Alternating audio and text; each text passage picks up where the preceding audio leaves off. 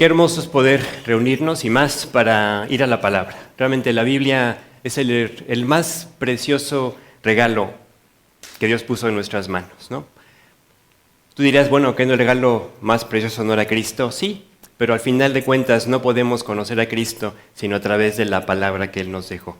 Y la Biblia Dios la puso en las manos del hombre para que pudiera precisamente conocer a Dios. La Biblia finalmente es una panorámica de su plan para el hombre. Es una panorámica de su proyecto de salvación para ti y para mí. Y vamos hoy a meditar cómo finalmente Dios siempre fue trabajando para que nosotros pudiéramos captar, pudiéramos entender cuál era ese plan para nuestra vida. Esta panorámica es como esas fotos de alta resolución que las puedes ir ampliando y vas viendo más detalles, vas viendo cosas más precisas y vamos viendo desde el punto de vista espiritual más conexiones entre la enseñanza que Dios ha puesto delante de nosotros. No debemos perder de vista que todos los detalles que Dios nos da en la palabra son importantes. La Biblia no tiene relleno, la Biblia no tiene paja. Realmente todo lo que Dios incluyó allí es porque tenemos nosotros la oportunidad, el privilegio, y realmente debería decirlo, hasta la responsabilidad de ir a la Biblia, como dice Jesús, escudriñar lo que hay allí para nosotros y realmente apreciarlo, apropiarlo, vivirlo, ¿sí?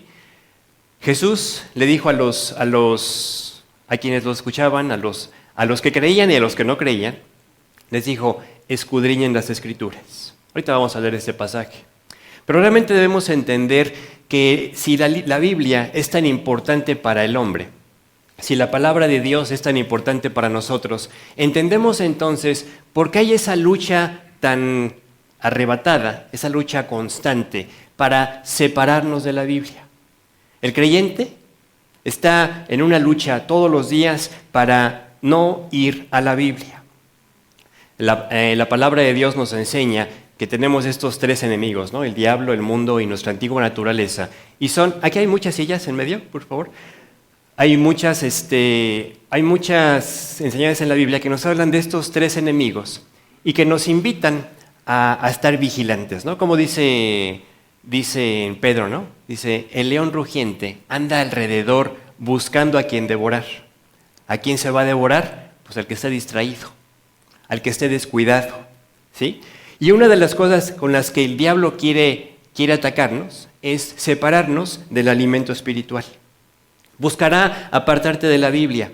Aunque te voy a decir algo, su estrategia varía, depende del tiempo que tengas en el Señor. Es decir, no ataca de la misma manera a los niños en Cristo que a los que han alcanzado, vamos a decir, cierta madurez, cierto crecimiento. A los jóvenes en Cristo los sigue atacando con el mismo asunto.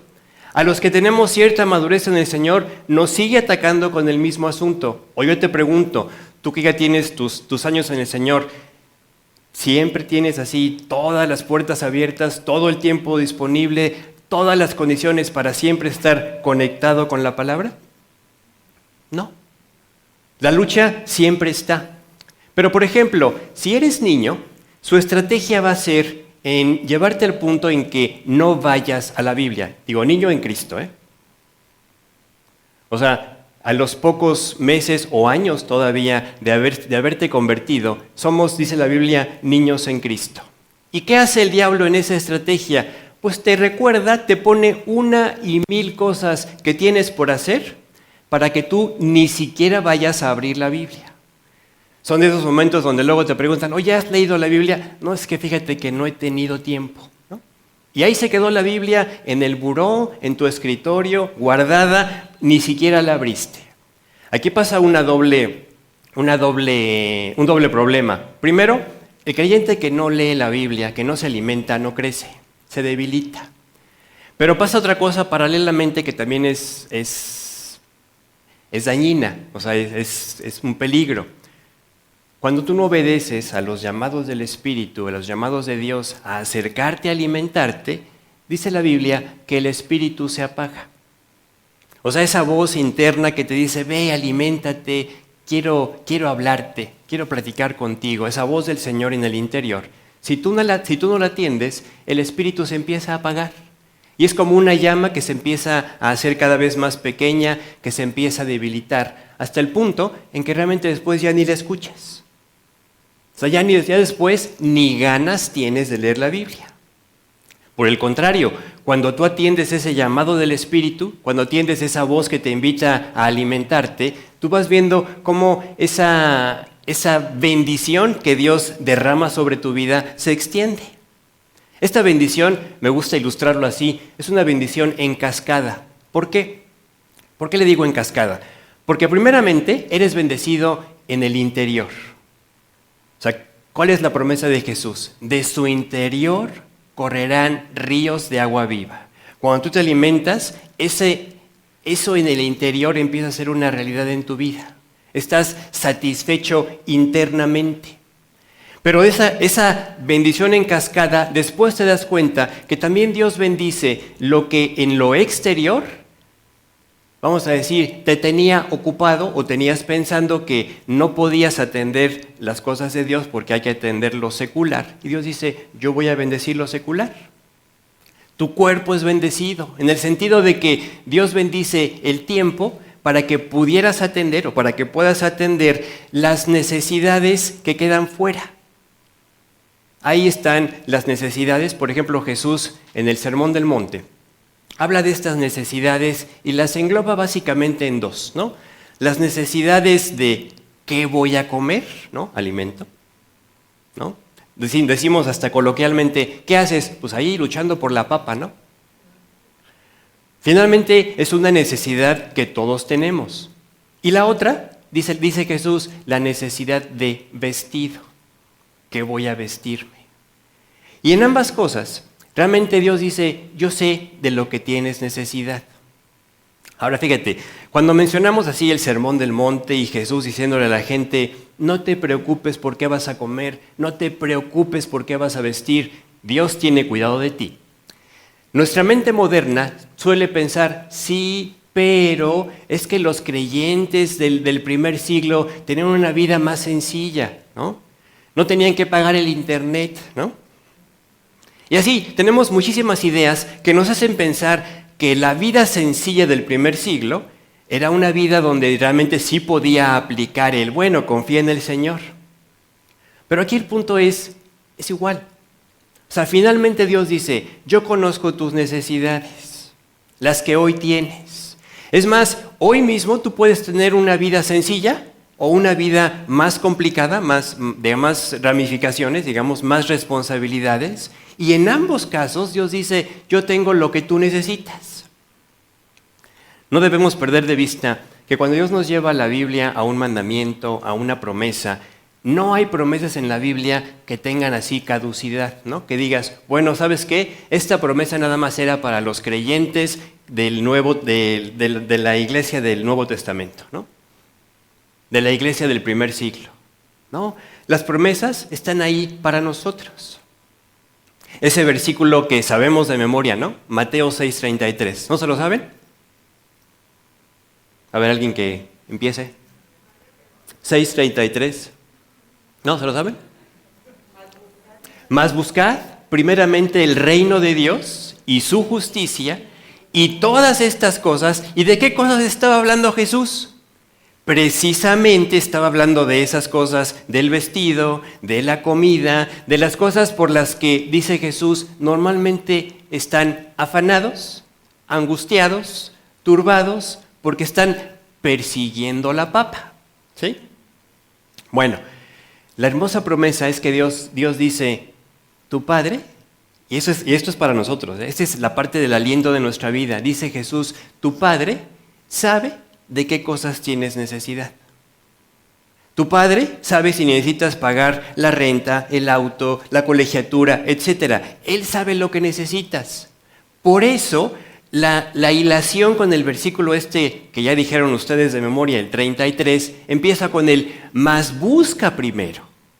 O sea, ya sabemos todo lo que está en el terreno de la necesidad. Pero Dios dice, ahí, sabiendo tu necesidad, consciente de tu necesidad, dice, primero busca, mas busca primero el reino de Dios. Entonces, al niño en la fe lo va a atacar así, que ni siquiera vaya a la Biblia. Ahora, ya avanzaste, ya tienes algunos años en Cristo, ya no eres un niño en la fe, ya eres un joven en la fe. ¿Cómo va a atacarte el diablo respecto a esto? Bueno, ahora el diablo tiene el mismo objetivo. Quiere separarte de las cosas de Dios. Y en cuanto a la Biblia, lo que va a hacer es que no la atiendas. Oye, Arturo, tú me dijiste que su estrategia era diferente entre el niño y el joven o maduro en Cristo, ¿sí? En el niño, fíjate la diferencia, es muy sutil.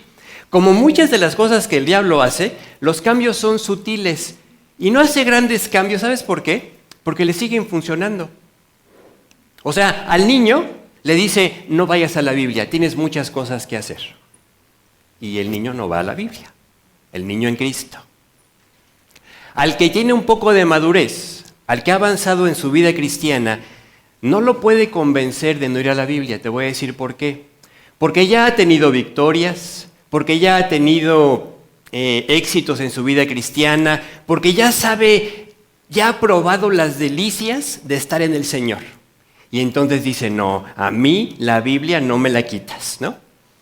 Y entonces nos volvemos en un sentido disciplinados, o sea, estamos en la disciplina de que vamos a ir a la Biblia, pero entonces el diablo cambia la estrategia y entonces le dice así, en el cuarto de guerra de los malos, le dice a tus demonios encargados, porque tú tienes tus demonios encargados, yo tengo los míos, ¿no? Y aquí ahorita están, ¿eh? O sea, aquí están los demonios, los tuyos y los míos. Y el tuyo a lo mejor te está diciendo, ay, no le hagas caso, está desvelado. ¿No? Bueno, en esa estrategia del cuarto de guerra, les dice, mira, no te preocupes, déjalo que vaya a la Biblia. Déjalo que vaya a su estudio. Déjalo que vaya a su reunión de oración. Pero ya que esté ahí sentado, empiézale a traer a la mente, susúrrale al oído todas las cosas que tiene que hacer. Tráele distracciones. Tráele pensamientos que no le permitan conectarse con lo que Dios quiere decirles, ya sea en tu lectura, en tu tiempo devocional, en tu reunión de oración, en la plática espiritual con algún amigo o amiga. Dice, desconéctalo. Y entonces el diablo empieza así a susurrar. No, es que ¿ya te acordaste que tienes que hacer esto? ¿Ya te acordaste que no le apagaste a los frijoles? ¿No? Ayer, de veras, no es broma, ayer estaba estudiando con un muchacho y así ya estábamos así metidos en el estudio. Oye, ¿me das tantito tiempo? Porque me acabo de acordar que tal cosa, y no me tardo, 5 minutos. Y son distracciones, no que uno las proponga, ¿eh? O sea, yo cuando te comparto esto, es para que entendamos que vivimos una guerra espiritual, donde el enemigo va a usar aún las cosas necesarias para distraerte. Es como, por ejemplo, ¿quiénes son papás aquí? A ver, levanten la mano. Ok, los que somos papás, por ejemplo, sabemos que con los niños uno tiene que pensar hacia adelante con ellos. Voy a poner el ejemplo del terreno espiritual. Cuando mis hijos eran pequeños, aprendimos por experiencia que los niños a la mitad del estudio querían ir al baño. ¿A poco no les ha pasado? ¿No? Pipí. Y pues ni modo, ¿no? Tienes que levantarte y llevarlos al baño, ¿no? Entonces, ¿qué aprendimos? Bueno, aprendimos, ¿sabes qué? Los voy a llevar al baño antes de que empiece el estudio.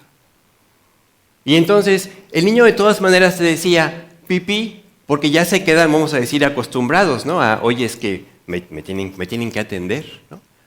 Ya fuiste al baño, ahora te esperas, ¿no? Y como papá, sabes, o mamá, sabes, no, pues ya lo llevé, ¿no? Ya están sus necesidades satisfechas. Y hay situaciones en las cuales nosotros podemos ir adelante previendo las posibles distracciones. ¿Todas se pueden controlar? No. Desafortunadamente no todas se pueden controlar. Pero imagínate, si nosotros avanzamos en las que sí podemos controlar, ¿cuántas nos quitaríamos del camino? ¿Te das cuenta?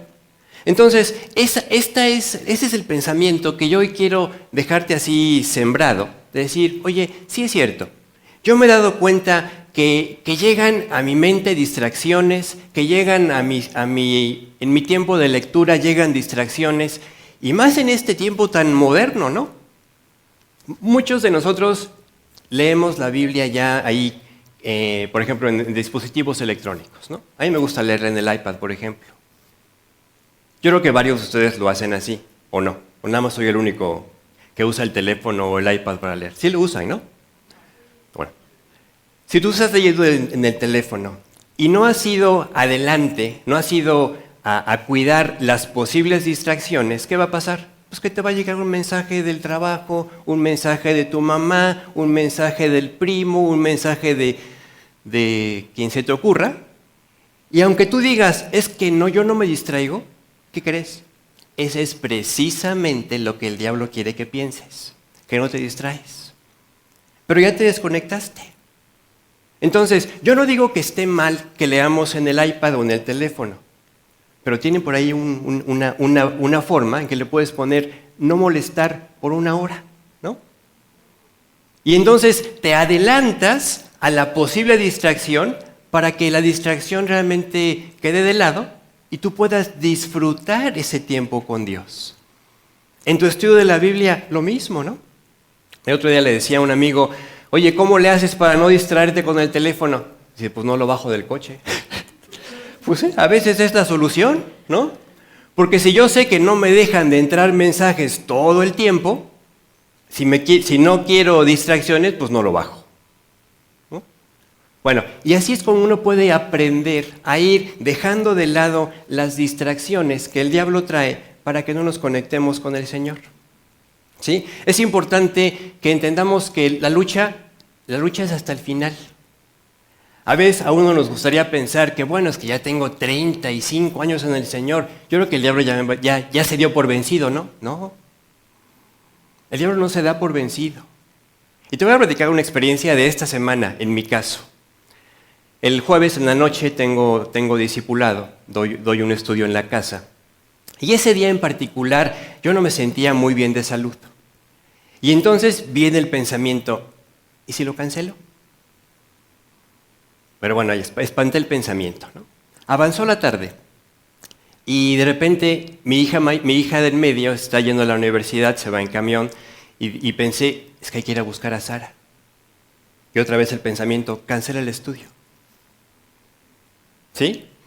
Y así, por un momento otra vez el pensamiento, bueno, ya son 2 cosas, ¿no? No me siento muy bien, cancela el estudio. Después me escribe uno de los chicos con los que estudio, me dice, no voy a poder ir. Arturo, cancela el estudio, ¿no? Yo dije, Dios, no lo voy a cancelar.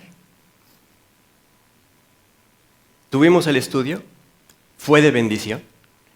Y después, platicando Brenda y yo, me dijo, oye, estuvo padrísimo en la reunión del estudio. Y le digo, ¿y sabes? Estuve a punto de cancelarlo. ¿Por qué? Porque siempre tenemos esa lucha. O sea, eso debemos ser conscientes. La lucha la vamos a tener, aunque seas el más experimentado cristiano de esta iglesia. ¿Sí? Entonces, no pienses que en tu caso el diablo ya se cruzó de brazos y no, lo voy a tener que dejar llegar al final de la carrera con gozo. No, eso no va a pasar. ¿Sí? Va a haber siempre distracciones, aún en las cosas que nosotros estamos esperando, que estamos cuidando. Hace unos meses se graduó mi hija Sara. Ahorita puedo hablar de ellos porque no están ni Sara, ni Marian, ni Obed. Están enfermos los 3, ahí para que oren por ellos, por favor. Se graduó mi hija Sara y estábamos esperando que le tocara a ella pasar así por su reconocimiento, que apareciera con su reconocimiento. Y en ese ínter, de repente, a uno de la familia le dan ganas de ir al baño, ¿no? Se para al baño y con el tino de que cuando se para al baño y está afuera, pasa Sara. Regresamos y pues ya sabes, no hombre, te fuiste en el momento justo, ya sabes por qué te paraste, pues tienes que ir al baño, ¿no? O sea, hay necesidades que no puedes posponer. Pero no pierdas de vista que aún en las cosas que nosotros queremos hacer, se van a presentar así distracciones, cosas que te saquen del lugar aunque no quisieras. ¿Sí? Entonces, en esta parte debemos entender que las distracciones nos afectan. Las distracciones son distracciones. Por eso, cuando te conectes con la palabra, escucha las palabras de Jesús en este sentido. Fíjate, vamos a leer Juan 5:39. Escudriñad las Escrituras, porque a vosotros os parece que en ellas tenéis la vida eterna, y ellas son las que dan testimonio de mí. ¿Sí? Los judíos, conocedores de la ley, es impresionante, pero ellos la sabían de memoria, pero muchas veces se enfrentaron a que lo que no querían era reconocer que Jesús era el Cristo. Y pasó desde el nacimiento de Jesús. ¿Ustedes recuerdan cómo llegan los magos? Preguntan, ¿dónde está el rey de los judíos que ha nacido porque su estrella hemos visto en el oriente? Y entonces mandan a preguntarle a los escribas, a los conocedores de la ley, ¿dónde está? Y ellos dicen de memoria, en Belén iba a nacer, porque así lo dice el profeta. Y repiten de memoria el pasaje. ¿Pero quién se movió? Nadie se movió. Aquí entendemos que muchas veces Dios no está buscando tanto lo que sabes, sino lo que vives de lo que sabes. Una de las trampas para los que tenemos algunos años en Cristo, madurez en el Señor, es que podemos estar viviendo en lo que sabemos. O sea, pero nada más en el terreno de lo que sé, no en el terreno de lo que vivo. El testimonio de Jesús está en la Biblia. En las últimas semanas hemos hablado de la Pascua, esa fiesta que Dios instituyó, esa fiesta que Dios dejó para hablarnos así por todos los ángulos del Cordero de Dios, del Señor Jesús. Ahora, fíjate, en este tema de lo sé o lo vivo, yo te quiero hacer unas preguntas. Cuando amas a una persona, o sea, piensa en una persona que amas. Cuando amas a una persona, ¿hay algún detalle de su vida que no quieras conocer? O sea, que te empiece a platicar algo esa persona que amas, tú digas, ay, no, eso no me interesa. No, ¿verdad? Cuando amas a una persona, ¿hay algún tiempo o momento en tu vida que no quieras saber más de ella? ¿Que no quieras pasar tiempo con ella? Al contrario, todos realmente queremos a la persona que amamos, queremos conocerla más, queremos tenerla más cerca, queremos saber todo lo que sea posible de esa persona. Ayer que estaba pensando en esto, siempre hay cosas nuevas. Es más, yo ayer me estaba acordando de una anécdota que nunca he compartido con nadie y dije, ni siquiera la he compartido con mi esposa. Entonces me dije para mí mismo, primero, porque la iba a compartir hoy, pero no la voy a hacer. Porque entonces dije, primero lo voy a compartir con Brenda antes de compartirlo en público, ¿no? Entonces ahí se los guardo para otra ocasión, que hablemos de un tema que le aplique, ¿sí? Bueno, esto que te comparto es porque pasa lo mismo con el amor de Dios. Cuando tu amor por Dios está sano, está saludable, tú siempre quieres más de Dios. Siempre estás ocupado en qué quiere Dios que haga. Siempre estás pensando en nuevas formas o en nuevas maneras de servirlo. Tienes oportunidades para hacerlo y dices, quiero más, ¿no? Cuando tú amas a Dios, no hay nada que tú leas en la Biblia como un mandamiento que te parezca demasiado grande. ¿Por qué? Porque lo amas. Cuando amas, no hay nada que parezca mucho. En ese sentido, el amor de Dios es el que va conquistando nuestra vida para que entonces, como dice la misma Escritura, nosotros respondemos a ese amor. Respondemos al amor de Dios. Dice el pasaje en el Evangelio de Juan, nosotros le amamos a Él como respuesta al amor que Él nos dio primero. El pasaje dice, le amamos a Él porque Él nos amó primero. Y entonces, en la experiencia práctica, personal, tú vas viendo cómo más rincones de tu vida son alcanzados por ese amor, cómo más áreas de tu vida son alcanzadas por ese amor, y entonces vas disfrutando más tu vida. Una de las lecciones más importantes en la vida cristiana es vive, avanza, camina con el Señor. Lee los evangelios y te das cuenta cómo el llamado de Jesús, Mateo en el banco de los tributos públicos, sígueme. A los discípulos ahí en la barca haciendo sus actividades, síganme, ¿no? O sea, la invitación siempre es a seguir. Ahora, vamos a regresar un poquito al tema que estamos en Éxodo capítulo 12. Acabamos de ver la Pascua. La Pascua vimos que parte de las instrucciones que Dios le dio al pueblo de Israel era comerla, apropiarla, vivirla. Pero vimos un detallito, dice que se comía con panes sin levadura. ¿Se acuerdan de qué hablamos de la levadura? La levadura representa en la Biblia el pecado. Entonces, cuando Dios dice, vamos ahora a la fiesta de los panes sin levadura, que precisamente Dios la enlaza con la Pascua. O sea, la Pascua, recordamos, Dios cambia el calendario, establece la Pascua en el día 14 del mes de Aviv, y esa misma tarde, la tarde del día 14, dice, comerás la Pascua sin panes sin levadura. Pero ahí empezaba una fiesta de 7 días, la fiesta de los panes sin levadura. Fíjate cómo la ilustración es bien práctica y bien hermosa para nuestra vida. Aún para nosotros, creyentes del nuevo pacto, donde no, vamos a decir, la Pascua no nos aplica en el sentido de fiesta, ¿no?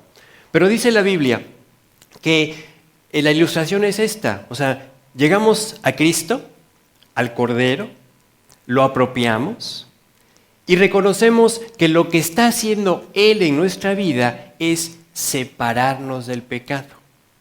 Entonces, durante 7 días, en otras palabras, el inicio completo, o sea, una semana completa, 7 días, ustedes pueden ubicar 7 días que tardó el Señor, el Dios, en crear el universo, todo lo que vemos. Bueno, en 6 días lo creó y el 7º descansó.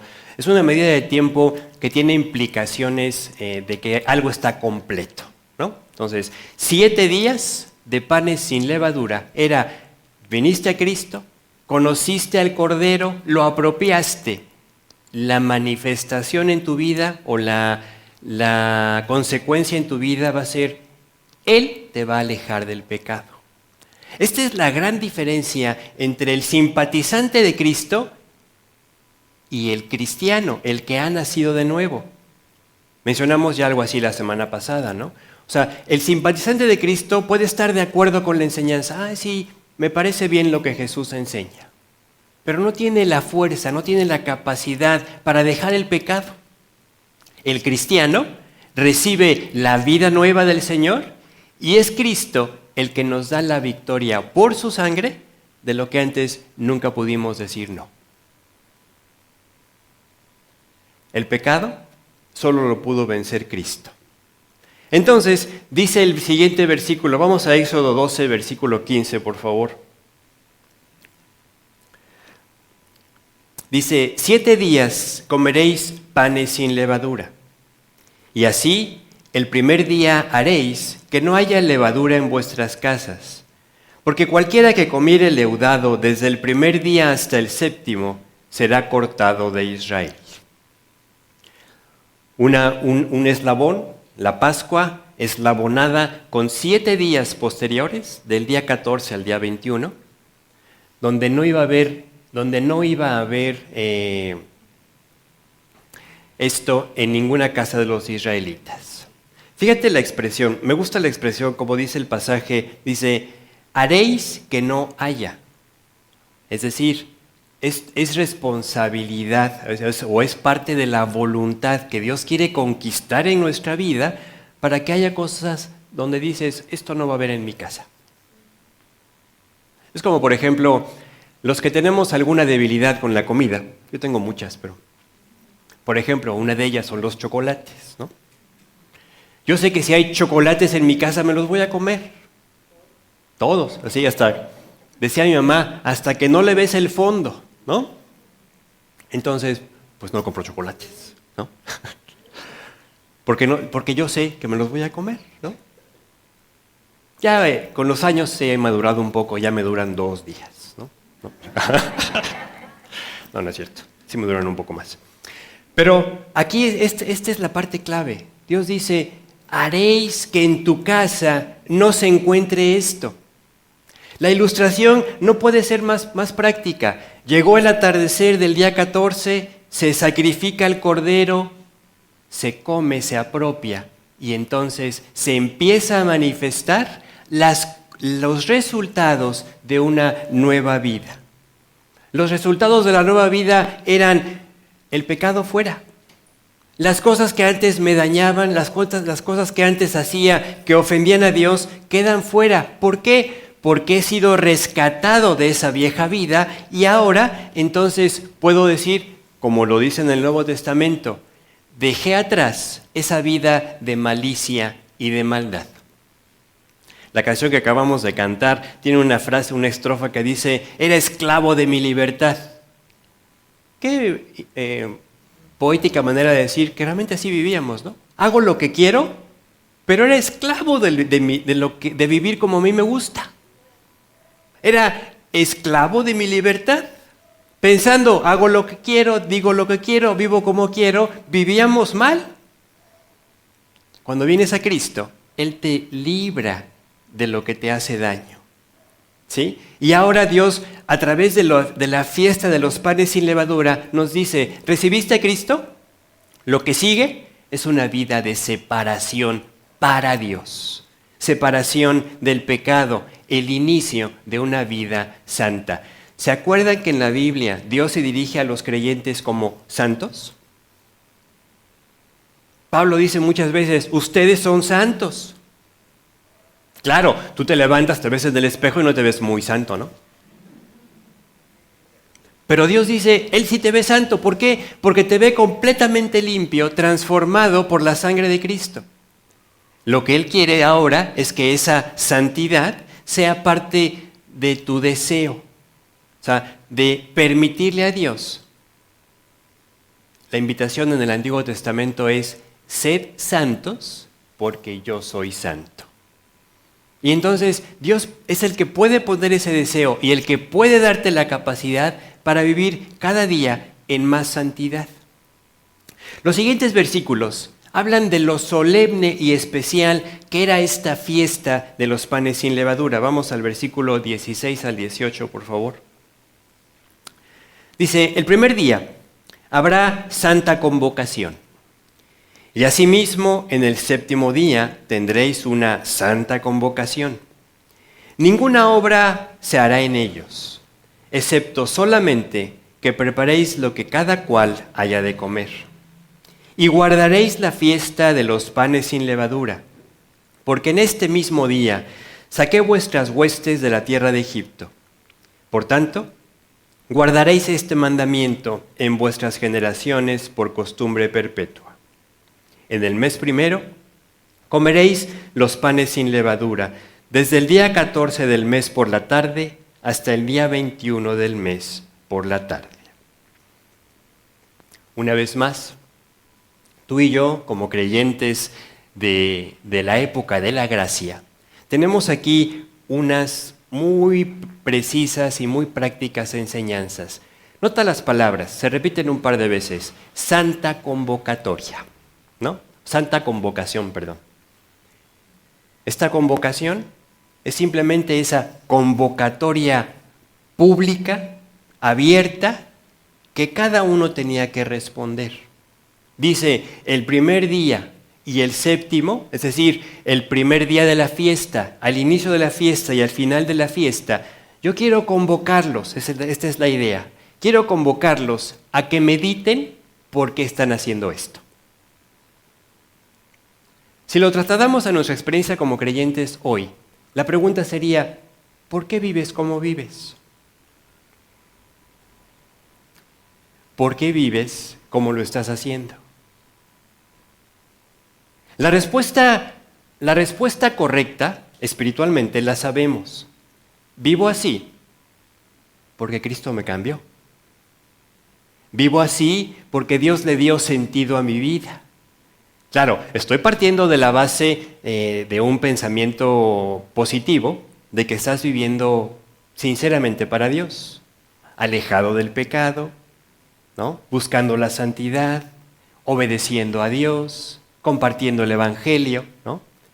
¿Por qué vivimos así? Porque hay alguien que nos salvó, porque hay alguien que dio su vida por nosotros. En ese sentido, la fiesta de los panes sin levadura era para que ellos recordaran perpetuamente lo que Dios había hecho en ellos.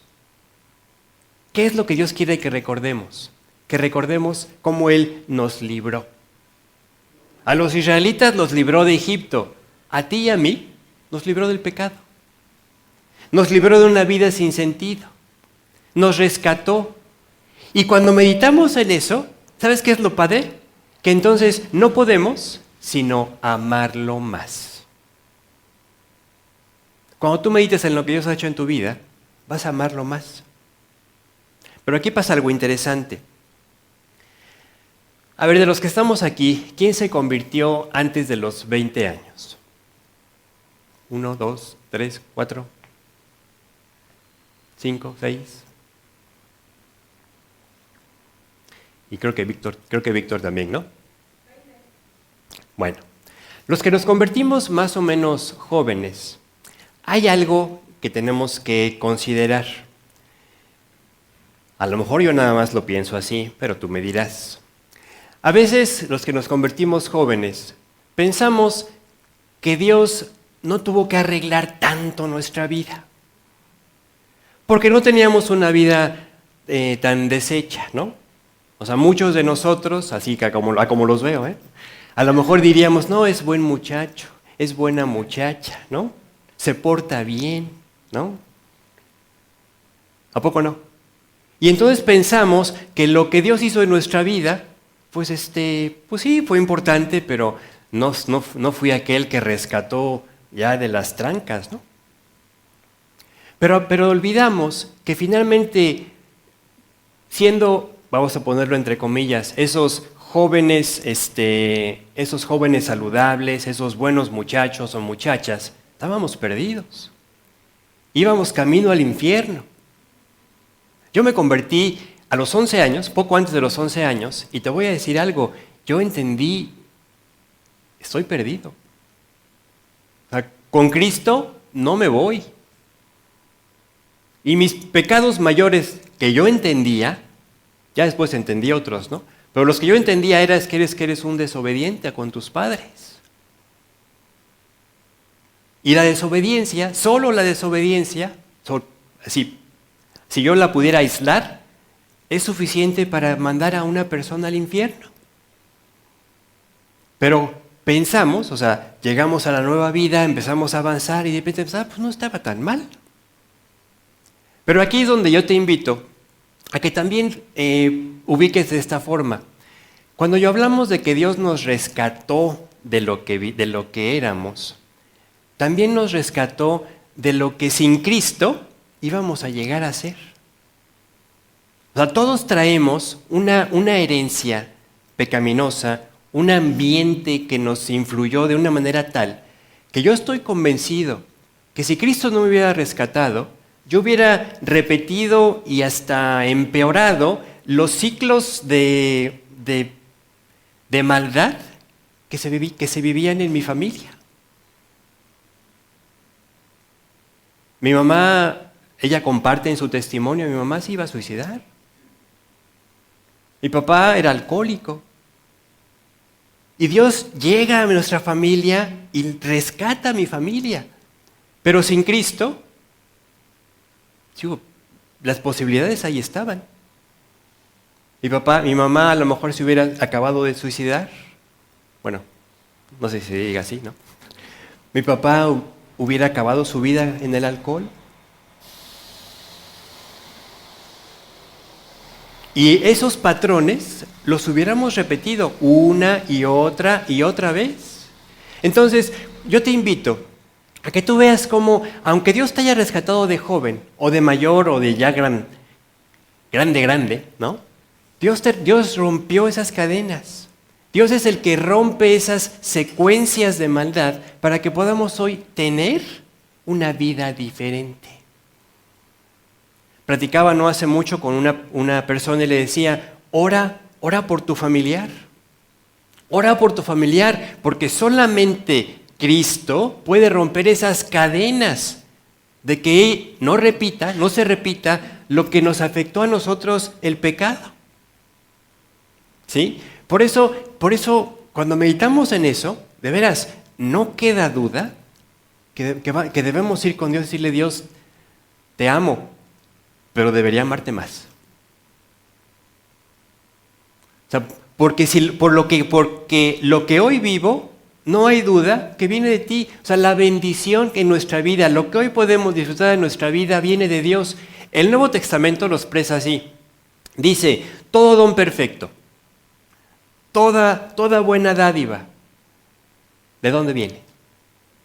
Dice, desciende de lo alto, del Padre de las luces.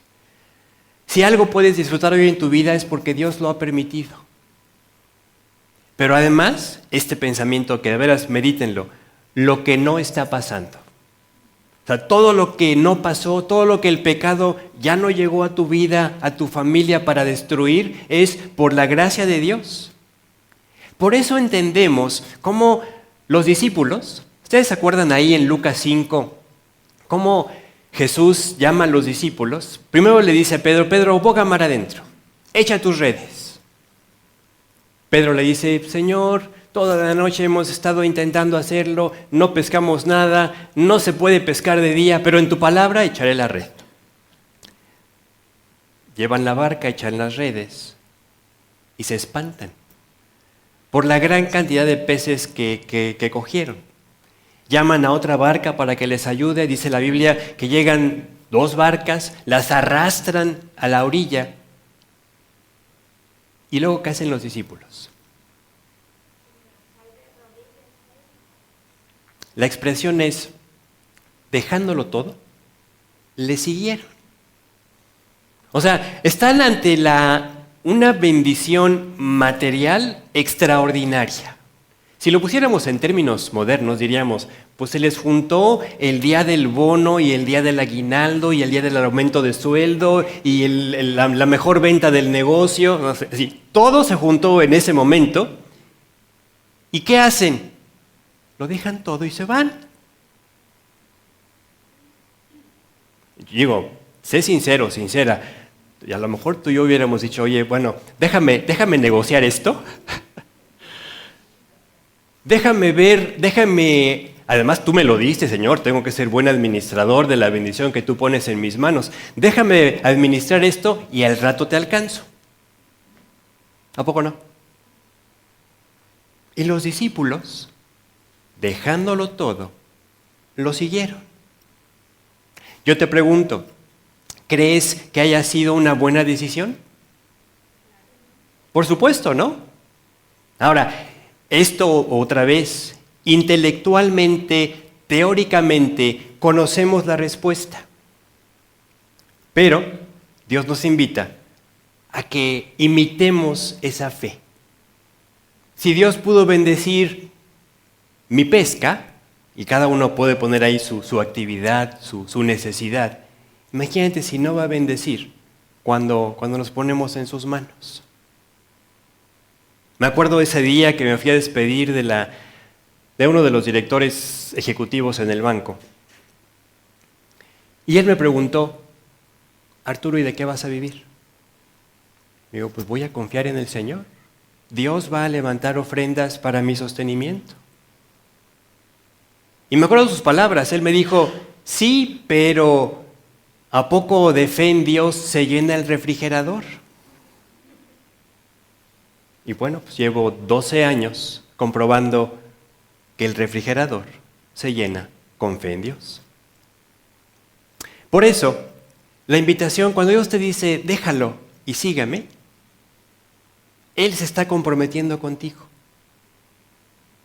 Fíjense, vamos a leer 1 Corintios 5, versículos 7 y 8.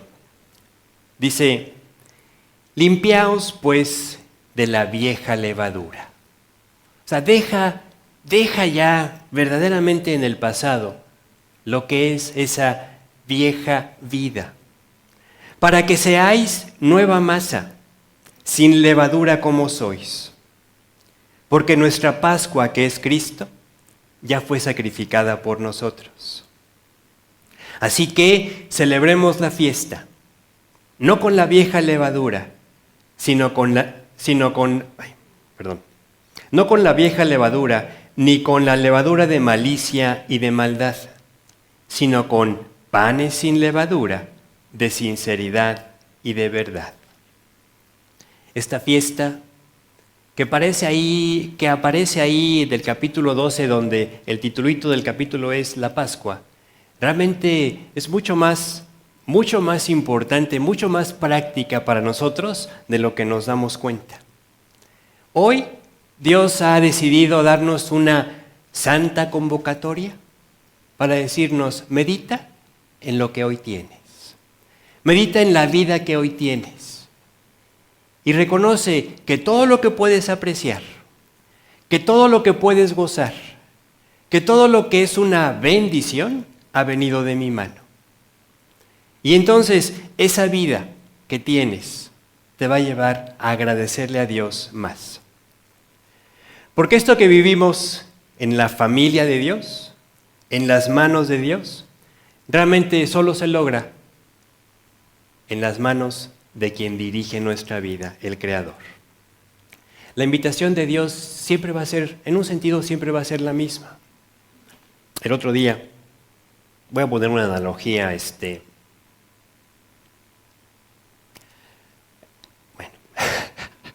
el otro día teníamos un asunto familiar de salud y lo comentamos así entre la familia y decíamos: coméntale a Roberto. Y la respuesta fue: no, porque me va a poner a dieta, ¿no? Ya sabes, ¿no? O sea, como ya sabes lo que te van a decir, pues entonces mejor no preguntas, ¿no? Muchas veces así es con el Señor. O sea, tú ya sabes que Dios te va a decir: acércate a mí. Tú ya sabes que el Señor te va a decir: necesitas renovar tu amor por mí, tu entrega, tu cuidado por mis cosas, dejar de lado las distracciones. Pero como no queremos escuchar esto, pues entonces mejor no pregunto. ¿Sí? Entonces, podemos disfrutar una vida hoy completamente diferente porque estamos en Cristo. Ahora, nada más te dejo con esta idea y ya con eso terminamos. Si hemos disfrutado nuestra vida tanto y reconocemos, yo al menos reconozco, que no siempre he sido obediente, que no siempre he sido fiel, que no siempre he sido dócil, ¿no? Yo me identifico mucho con el pueblo de Israel, ¿no? Así, necio, contumaz y rebelde. Así soy yo. Y aún así, lo que he visto que Dios ha hecho en mi vida, imagínate si nos disponemos a seguirlo con menos resistencia. ¿Qué no hará? ¿Qué no tendrá Dios para ti si te defines en: voy a obedecer a Dios, voy a amarlo, voy a seguirlo, voy a dejar todo? ¿Oramos? Señor, te damos gracias por esta vida que tú ganaste para cada uno de nosotros en la cruz. Gracias por tu sangre. Gracias porque sabemos que si hoy estamos aquí, ninguno lo merecía. Por cada uno de nosotros tú pagaste el precio completo, no hubo ningún descuento. No llegaste en ninguna oferta. Pagaste tu sangre. Y hoy podemos meditar en que la vida que hoy tenemos, todo es gracias a ti. Danos un corazón que sepa responder, que sepa aquilatar lo que has puesto en nuestras manos y el privilegio de ser de Jesús, para aprender a hacer con sencillez y con espontaneidad lo que hicieron tus discípulos, que aún ante la bendición no quisieron que esta fuera una trampa, un escollo, sino que tomaron la decisión más sabia. Lo dejaron todo y empezaron a seguirte. Te pedimos un corazón así. Danos una voluntad, una convicción para vivir un poquito más en lo que sabemos, porque queremos amarte más. Te lo pedimos en nombre de Jesús. Amén.